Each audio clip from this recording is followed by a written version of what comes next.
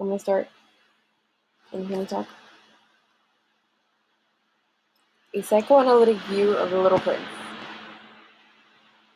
The Little Prince is more than just a novel for children. It is profound, philosophical, absurd, and magical all at once.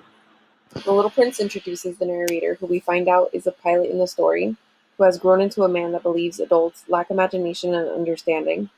The pilot has crashed into the middle of a desert and encounters a young boy, the Little Prince, that came from a different planet. The Little Prince explains that he has journeyed 6 different planets that were each ruled by an adult with a function. The pilot and the Little Prince have about a week until the food and water resources are gone, so the story then follows the relationship between these 2 characters and explains their backstories throughout the story. This tale is about relationships, the connections we have with other people, and what makes them truly special and unique. Psychoanalytical social theorists agree on 2 major points: that the unconscious is a useful concept for understanding personality, and that childhood experience is deemed as important in determining personality.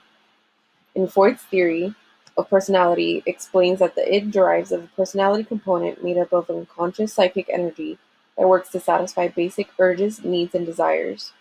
The id demands immediate gratification of needs.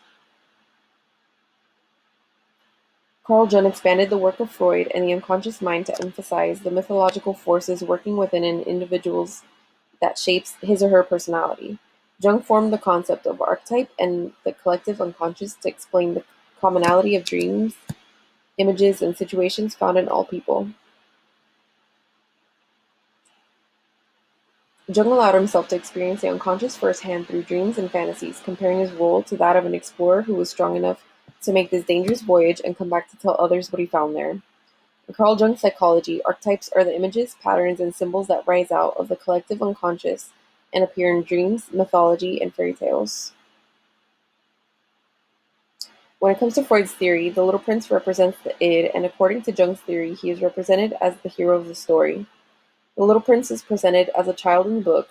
He represents all that is pure and is the purest form of identity for both theories. The narrator represents the ego in Freud's theory, the part of the personality that is presented to the world. He doesn't show his inner conflicts. The narrator represents the Max in Jung's theory. He hides his true feelings about being unhappy from being a pilot and fearing his loss of his imagination, creativity, and inner child.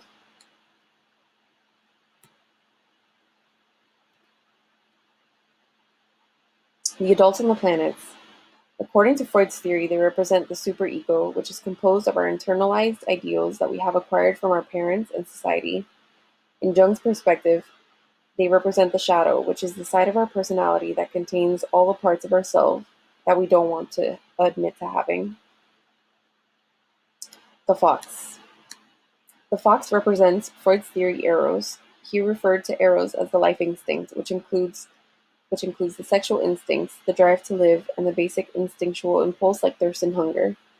The fox represents Jung's theory, the old wise man, part of Jung's archetype as well as a classic literary figure, and may be seen as a stock character.